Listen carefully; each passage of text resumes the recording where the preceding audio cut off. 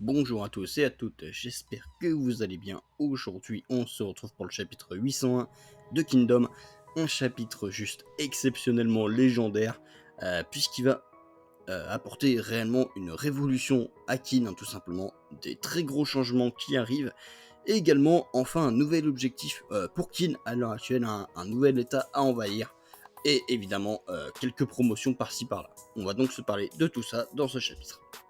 Le chapitre commence donc là où s'était terminé le précédent comme d'habitude, avec un Shubun-kun qui est tout simplement surpris de cette première réforme de la part de Shuei-kun. Première réforme étant à inscrire chaque citoyen donc dans un registre familial.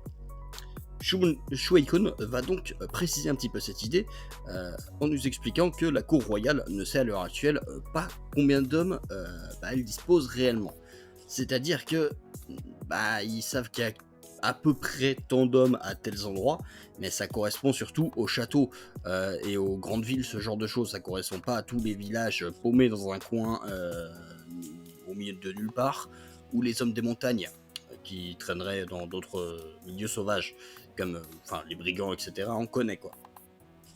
Autant dire donc qu'il ne sait absolument pas de quelles ressources il dispose, tout simplement. On a donc Shuei-kun qui demande à ce que une réelle carte, on va dire, de toutes les personnes présentes à Kin soit faite, tout simplement, de vérifier combien d'hommes sont disponibles. Le but de cette réforme étant tout simplement, évidemment, d'envoyer plus d'hommes à la guerre, évidemment, d'envoyer chaque homme même à la guerre, chose que Shubun-kun ne va tout simplement pas accepter et va se dire c'est impossible. Déjà, ce serait un travail énormissime de répertorier tous les hommes présents dans Kin, parce que normalement ce travail appartient justement à chaque seigneur, on va dire, local, et c'est lui qui va donc devoir le faire avec son sérieux, en fonction de son sérieux évidemment. C'est-à-dire qu'ils peuvent très bien dire ouais bon là il y en a à peu près 10, là à peu près 20, bon voilà. Alors que là ce que veut Shuei-kun, c'est vraiment qu'on dise précisément, là il y en a 7, là il y en a 18, voilà. Ouais, quelque chose de vraiment précis. Mais on a Shubun-kun qui ne comprend toujours pas et qui dit oui mais ça c'est de l'administration interne, c'est pas une réforme militaire. Mais si c'en est une, et Sei l'a très bien compris. Shuei-kun veut tout simplement mobiliser l'intégralité des hommes de Kin pour aller à la guerre, tout simplement. Alors, justement, on a ici encore une fois Shubun-kun, qui cette fois-ci, vraiment dans ce chapitre, il a pas envie, il veut pas laisser Shuei-kun faire sa première réforme, et qui va me dire que c'est tout simplement impossible et surtout extrêmement risqué. Forcer tout le monde à aller à la guerre, ce serait ce serait se mettre l'état de Qin à dos, tout simplement. L'état créerait des révoltes de partout, et très clairement, le roi Heisei serait détesté de la quasi-totalité de la population. Puisque jusqu'à présent, les hommes qui allaient à la guerre étaient tout simplement des hommes volontaires. C'était assez rarement des personnes mobilisées de force, mais ici ce sera complètement le cas. Mais on a Issei qui va tout simplement nous lâcher ses punchlines habituelles et qui va tout simplement nous dire qu'il en a absolument rien à faire d'être détesté. Il s'y est préparé depuis le premier jour justement où il a décidé d'unifier la Chine.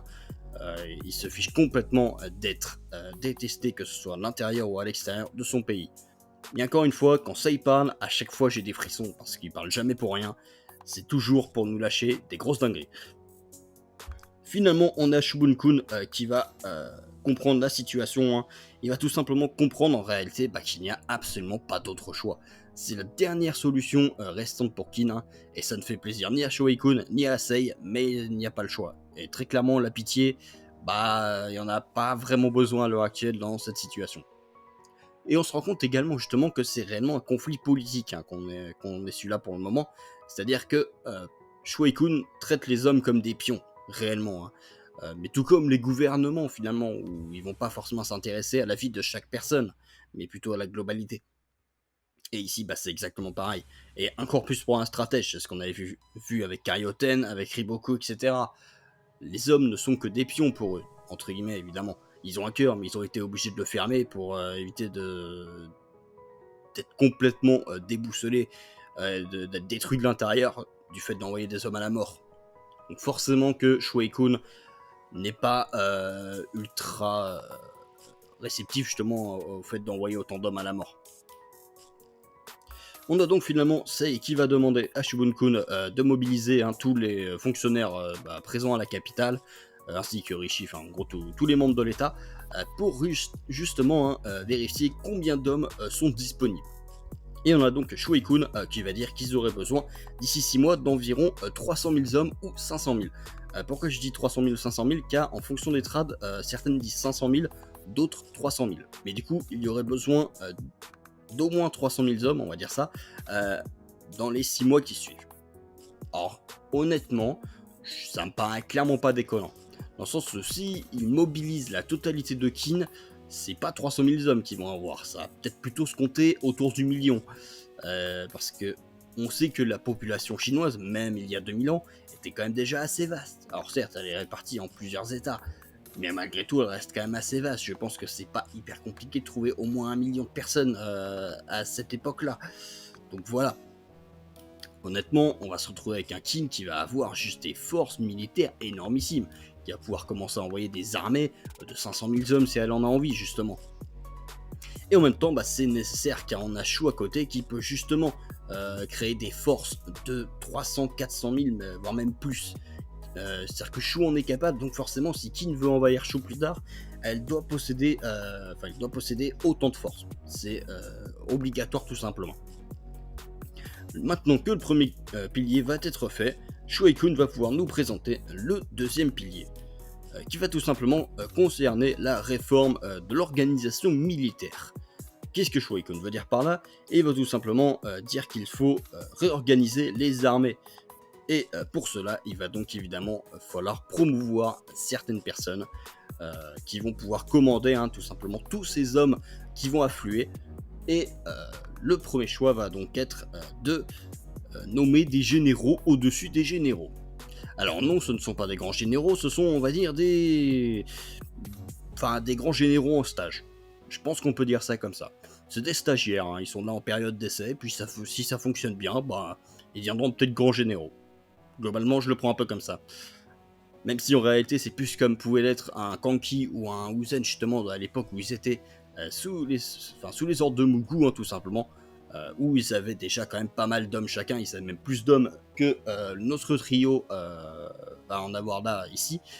Donc voilà, on avait déjà des très grosses armées à cette époque-là.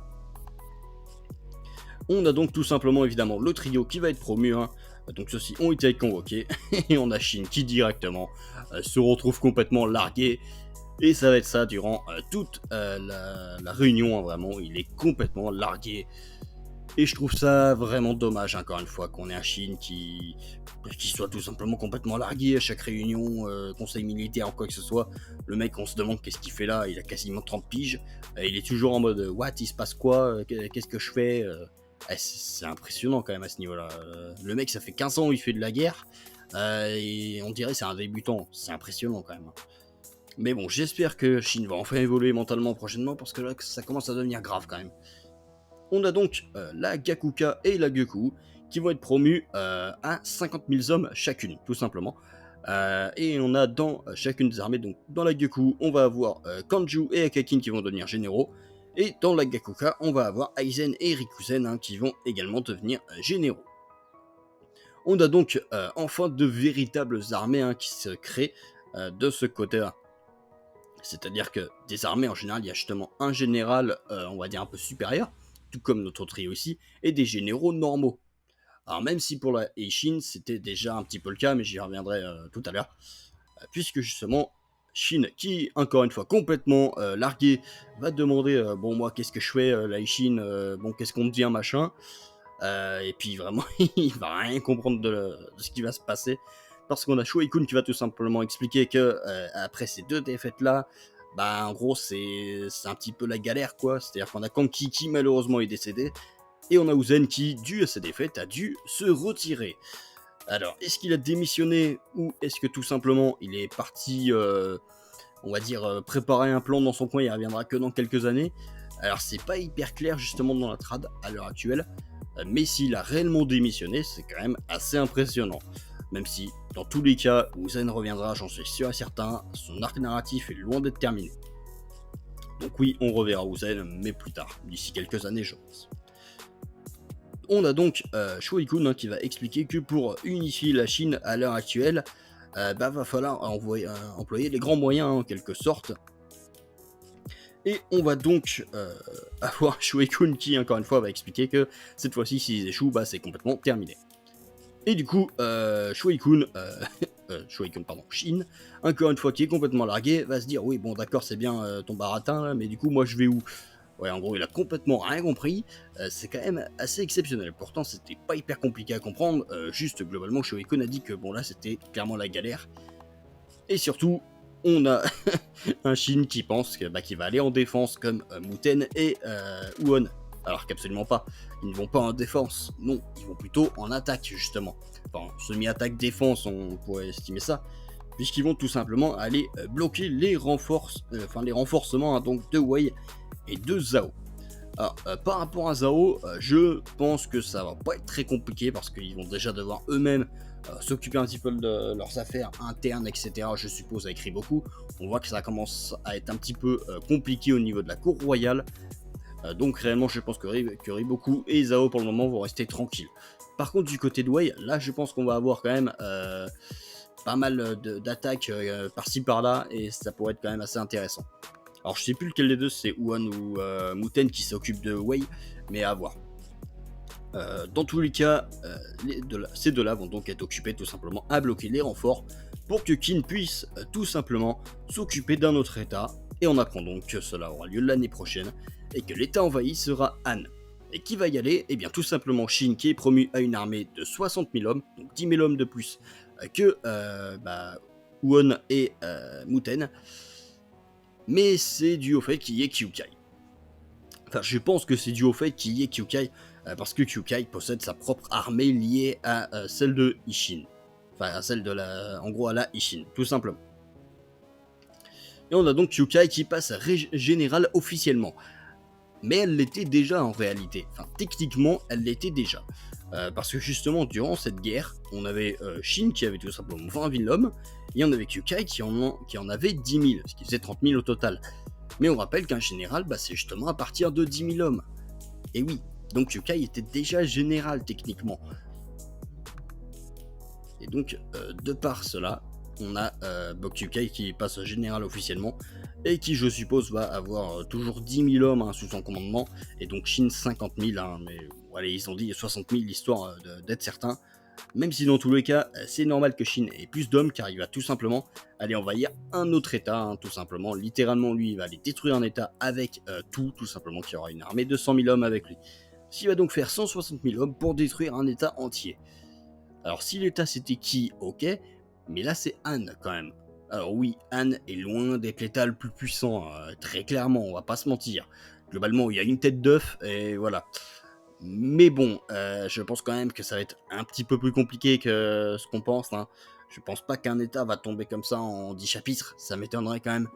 Je pense quand même que ça va prendre un peu plus de temps.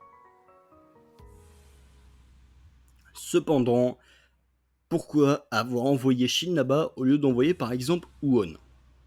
Et c'est là justement que je me suis posé la question hier en lisant le chapitre, et j'ai attendu avant de faire une review, parce que très clairement on voit qu'ici le plus largué stratégiquement c'est Shin. Cependant, à contrario, le meilleur martialement parlant, c'est Shin. Et ça, très clairement, on peut pas le contrer. À l'heure actuelle, Shin est probablement dans le top 5 des personnes les plus puissantes de la Chine, et il est pas 5ème. Du fait qu'il ait battu Huken, ça fait que de toute manière, Shin, à l'heure actuelle, il y a quasiment personne qui le prend. Alors évidemment, je prends un Shin sérieux qui vraiment déciderait de se battre avec sa vie en jeu. Pas du Shin qui, il se tape vite fait tranquillement, et voilà. Donc très clairement, voilà, Shin, c'est un énorme atout pour aller détruire un état tout simplement, car sa puissance martiale va être difficile à contrer stratégiquement. On l'a vu dans la dernière guerre, tout simplement, avec Shibasho qui était tellement puissant que Usopp n'a absolument rien pu faire. Il n'avait pas de stratégie pour contrer un homme aussi puissant. Et ça va être la même chose, je pense, par rapport à Shin. Han ne pourra pas le contrer, il est trop puissant, tout simplement. De plus, il y a Kyukai qui est également très puissante, il y a Kyurei, et il y a d'autres membres qui ont rejoint l'unité récemment qui n'ont pas encore brillé, mais dont on sait qu'ils ont un fort potentiel. Et très clairement, on sait qu'ils vont faire extrêmement mal.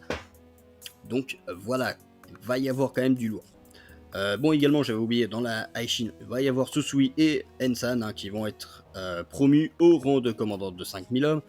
Alors pour Susui, pourquoi pas, pour N, 5000 hommes, c'est pas que j'aime pas N, hein, mais globalement, il sert à quoi? C'est-à-dire que stratégiquement, il vaut rien, martialement, il vaut rien. Alors ok, la détermination, mais bon, à chaque fois qu'il y a un problème, faut quand même qu'il y ait quelqu'un derrière pour lui sauver les fesses, quoi. Donc bon, franchement, N promu comme ça, disons que N, très clairement, il jouit du fait que c'est un ancien. Mais à part ça, bah, il a rien pour lui. Donc il faudrait vraiment que N, de son côté, parvienne à progresser soit stratégiquement, soit martialement, ou qu'il arrive à avoir quelque chose. C'est-à-dire que oui, il a un sens de la responsabilité, etc. On l'avait vu hein, lors du plan de Karyoten pour traverser la fameuse digue là. Mais à part ça, vraiment, il a rien. Et je trouve ça quand même dommage. C'est-à-dire que N, bon, j'attends quand même justement qu'il nous propose quelque chose de plus intéressant. Mais bon, voilà, du coup, Shin va aller attaquer tout simplement Han avec tout. Et très clairement, j'espère que cet arc va permettre de faire progresser Shin stratégiquement parlant. Mais réellement stratégiquement. C'est-à-dire que tout, c'est un très très bon stratège et on sait que tout aime bien faire briller les jeunes. Donc je pense clairement qu'il va chercher à mettre en valeur Shin. Et j'espère surtout qu'il va lui donner enfin quelques conseils tactiques, même si ce sont des tactiques de base, mais pour que Shin puisse apprendre à manœuvrer un minimum ses armées. Parce qu'à l'heure actuelle, Shin, il sait absolument pas manœuvrer. C'est-à-dire que là, on avait vu, ouais, ok, contre Gaimu, il arrivait vite fait à envoyer quelques hommes par-ci par-là, instinctivement parlant. Mais bon, déjà, son instinct n'est pas non plus ultra développé pour le moment. On attend justement pareil que ça se développe de ce côté-là. Mais pareil, un minimum stratégique. Je demande pas bien sûr qu'il soit meilleur que Karyoten, il faut que Karyoten garde une utilité dans la Aishin quand même. C'est elle la stratège, et c'est surtout elle de se développer stratégiquement bien sûr, mais il faut que Shin ait au moins une base, on va dire, à ce niveau-là, pour qu'il soit au moins valable. Donc voilà, pour moi ça c'est un minimum que Shin devrait avoir dans cette prochaine guerre. Maintenant, comment ça va se passer justement par rapport à la guerre de Han? Bah, en fait c'est compliqué parce que Han, on sait que leur meilleur général, c'est une tête d'œuf. Et généralement, quand Hara nous dessine des persos comme ça, avec un cara design random, généralement, ça fait un peu comme Enkan, hein, c'est très clairement très random, hein, ça fait pas grand chose. Donc bon, voilà, franchement, est-ce que Han possède des généraux cachés par-ci par-là, qui pourraient être équivalents, ou est-ce qu'ils vraiment, ils sont juste un seul grand général, qui va faire le taf, et voilà.